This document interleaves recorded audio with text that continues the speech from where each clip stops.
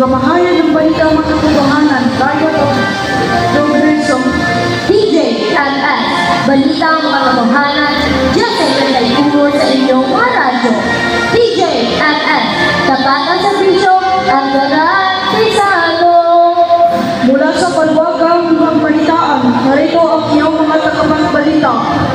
Magandang araw, Western Visayas. Ito ang inyong kabalitaan, Alexandra Bernardino. At boses sa katotohanan, Carly Gaya. Sa ulo ng mga nagbabagang balita.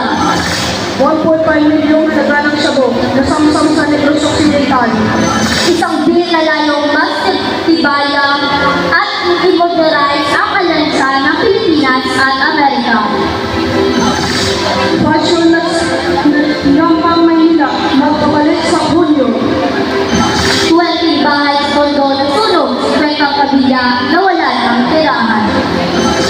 Para sa unang balita, 1.5 milyong halaga ng sabu na samsam sa Negros Occidental. Narito si Mikay na Helomina. Mikay, ibalita mo.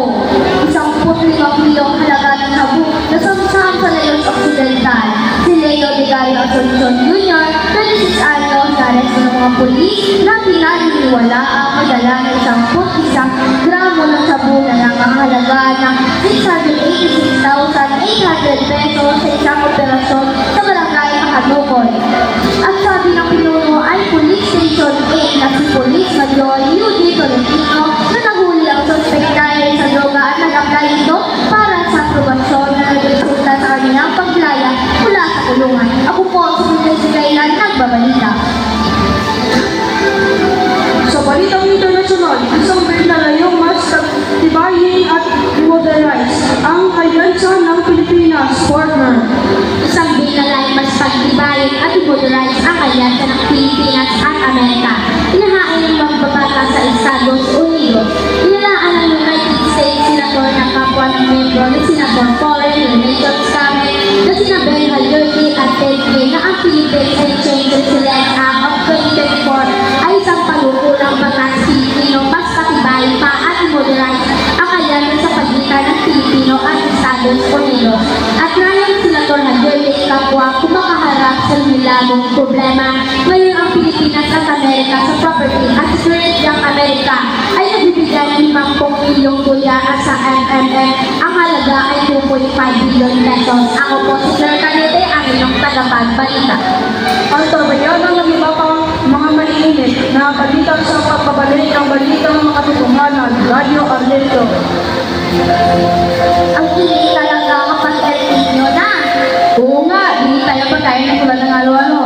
Ang galang ideya yan, tara, punta tayo sa kanyang alon.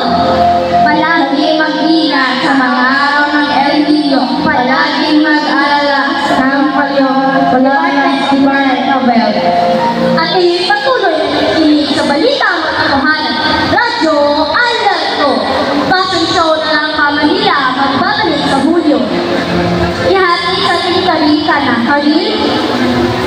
Inanunsyo ni Manila City Mayor Hani Laguna Pangan na magkakaroon ng ikalawang edisyon ng Nampa Manila sa darating na Hulyo 19 ng kasalukuyang taon.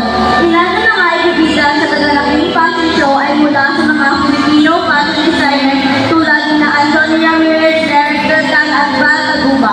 Ang tema ng Nampa Manila ngayon ay Textile, Texture and Technique. Gaganapin sa Bulwagang Antonio Villada sa Manila City Hall kasabay ng pagdiriwa ng pundang anniversary ng lungsod. Ako po si Carla Sakala, ang inyong tagapagbalita. Balitang nasyonal na 20 bahay sa Tondo na sunog, 15 pamilya na wala ng tirahan. Sa muli mula sa hindi na